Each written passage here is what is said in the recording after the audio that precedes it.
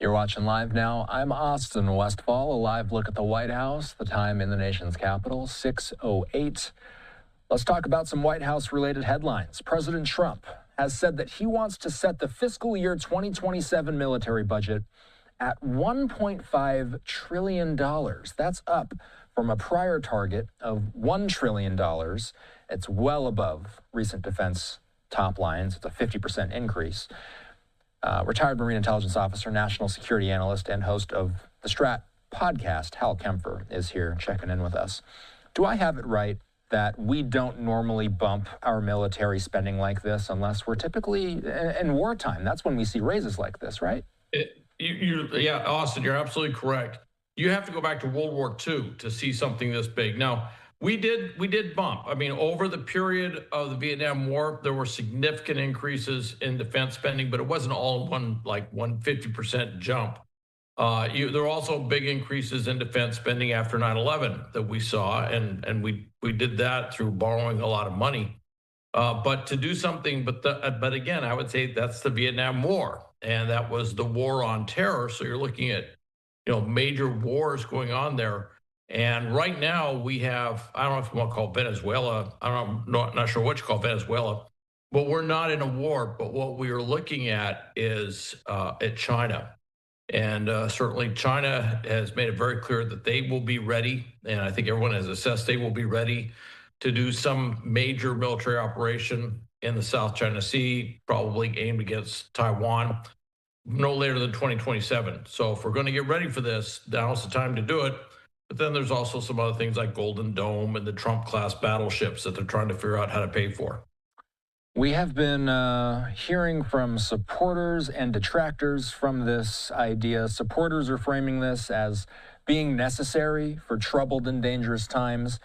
Hal, from your perspective, what's the clearest strategic case? You're a strategy guy, after all. What's the clearest strategic case for a one-year move to $1.5 trillion? The biggest one, Golden Dome. We've talked about that on the air. There was a $25 billion allocated in the current defense budget for it, which seems like a lot, but they're talking Golden Dome may cost. I've heard estimates up to $500 billion, and there's your $500 billion right there, which is that 50% increase. That would be it. Now, you're not going to be able to spend all that money in one fell swoop, like in one fiscal year, but that would be the biggest one, and that is based on the threat assessment of what's out there and the number of countries that have ballistic missiles, the number of the proliferation of nuclear weapons, weapons of mass destruction beyond outside of nuclear weapons like chemical, biological, things like that. That would be the other one. The other one is this Trump class battleship. That was not in anybody's budget. That was something that kind of caught everyone a little bit by surprise.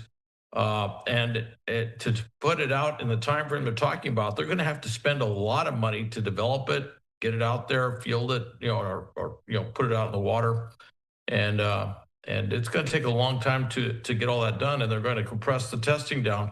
That's all very expensive. So those are the two biggest end items that I see. But I don't rule out the B-21 Raider. They may want to increase production on that as well.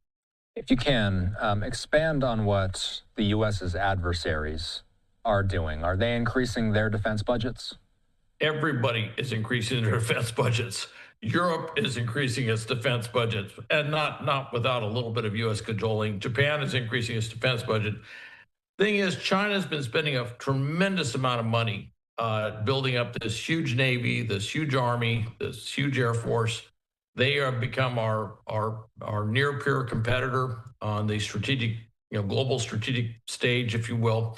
The other thing that happened as part of the Ukraine war, or the war in Ukraine, is that Russia has completely flipped its economy into a war economy, and it's not seeing that Russia can really flip its economy back anytime soon. So the fear is that they're just going to keep producing more arms, more arms, more arms. Now, they may run out of money at some point, and I think that's very likely this year, that they're going to run into some serious fiscal constraints and have some huge macroeconomic issues that will slow them down. But they're not going to shift.